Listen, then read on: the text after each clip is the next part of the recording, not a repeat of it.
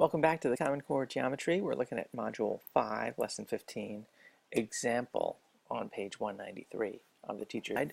We have several instances here, so I thought it would be a good idea to go back and try it on Sketchpad. We had done a bunch of them on GeoGebra before, so to mix it up, and also because I think I can get all these in one sketch with the file document properties or document options. I can put more than one sketch together. So I thought it would be a neater package. So let's just go ahead and start them out. We'll make it a circle. I'm going to have to move that a little bit. So let me grab the... and it looks like we want to start out... I'll start out with the tangent because I think that's the tougher thing to draw. So I don't think I have any construct tangent line. And I really don't.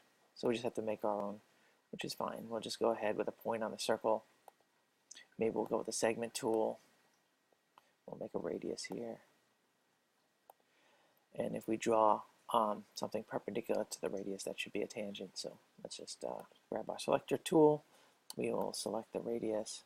We will select the point. And we'll construct a perpendicular line. So anywhere on here is going to be a tangent. And the nice thing about doing it this way too is I can move this point around. And I always have a tangent. So let's... I'll just grab a point, we'll put it out here on the line. And I'll undo that. I'll put it on the line. And then I will grab the ray tool so that I can draw a secant line, pass it through the circle on 2 points, and I might as well just click on the circle there. I'm going to grab the point tool, I'm going to put this intersection out there. So we have those. I'm going to hide a couple things. We don't really need the radius, we need this to be a ray. So let's just go ahead and hide a couple. Okay, so I'm going to have selector tool on. I'll click off of everything. I want to hide this entire line because I just want to segment. I'm also going to hide this radius because we don't need that. So I'll just go to the display menu and hide objects. Alright, so those are taken care of. I'll go back to the ray tool and I'll just put that tangent line back in. And then we just have to label some things so that it matches the diagram. Looks like the vertex out here is point C, so I'm just going to double click and call it C. This point, then it goes G and E along this secant line, so that will be G. This will be E. And we'll move it over a little bit.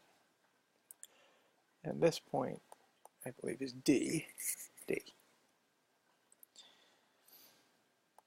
Alright, then we'll try and find the measure of this angle C out here, and we'll see how that is in terms of some other, see how that is in terms of these arc measurements. Okay, so we can certainly make some things stand out a little bit. We can mark off some things like this arc and then measure it. So really to get an arc, we can do 3 points, or we can do the circle on 2 points and it'll measure counterclockwise. So I'll just do that here because I think that'll be the easiest. Oops. Alright, so construct arc on circle. And now we have this arc DE, and we have that selected automatically. I'm just going to go ahead and measure that. So we can measure up either the arc length, that would tell us how long it is, or arc angle, which is what we're more interested in here. So ED. Well, let's go ahead and do that again, and let's get this arc. So I'm going to select off so I don't have anything. I'm going to select point D, the circle, and point G. Again, it's going to measure counterclockwise. So let's, I can't just measure that. Oh, I can just measure it. I don't have to actually make it. All right, I'll measure that arc. So it went ahead and measured that one for me. And then we can do a computation. I wonder, I'm going to click on this, I'm going to click on the arc and I'm just going to make that my color. Yeah, I guess it's just not going to look that great. I'm going to fix the circle. I think it's all just going to be solid, and I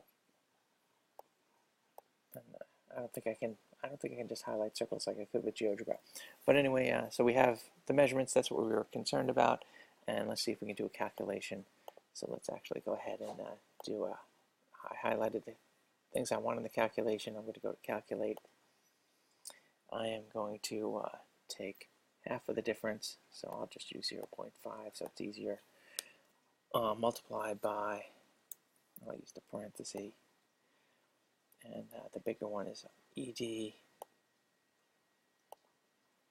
minus DG.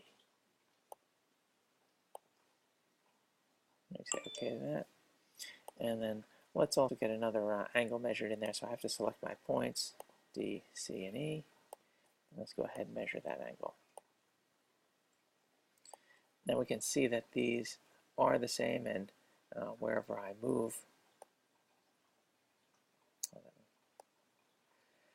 however I move, we can see how the arc lengths are changing, and we can see how we still have half the difference is indeed still the measure of angle C, or in this case, as I call the DCE out here. So that first one does work out.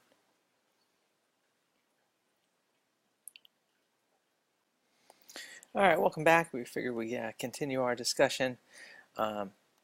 So now in first diagram we have one tangent line, and did some calculation. In the second diagram we have two tangent lines. I just left these as lines, but we could certainly move these around, and they are tangent. Yeah, same thing with this one. All right, so what we need to do is we'll just kind of do that calculation, and really in this case we Sketchpad always wants to measure the minor arc for us, so we really will have to kind of force it to measure the bigger arc for us. So I think to do that, we're just going to go ahead to select 3 points. Sorry, 3 points, and now we can go ahead and construct our arc through 3 points. And now it is pointing out this arc to us, and we can measure, hopefully that, measure arc angle. And it gives me the whole thing, E, D, EHD, counterclockwise.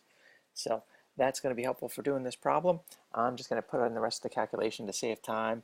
I'll pause the video and we'll resume as soon as the rest is in. All right, welcome back. I just took the liberty of putting in these and then doing the calculation. And you can see how, however we move these around, that angle is going to be the same. Also of note, if you don't like all these messy decimals, we can always change that if you go to the Sketchpad preferences and I go to the units. My angle is in degrees. I could switch that if I wanted to radians, but degrees are good. And precision, I'll just make them units. And I'll say OK.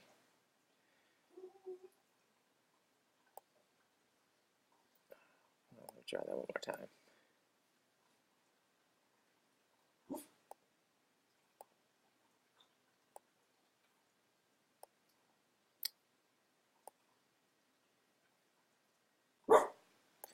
Alright, so, alright, sorry, apparently it's too late for me because I've already measured them, but if I were to do it from this point forward, or if I would have done it units first, oops, could have, then it would have certainly worked. If I would have,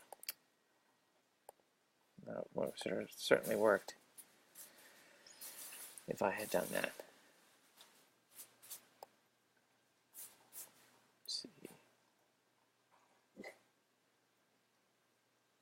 Well, I even measured the wrong angle, but the order was, you get the idea. All right, that's it for this one. We'll be back with another one soon.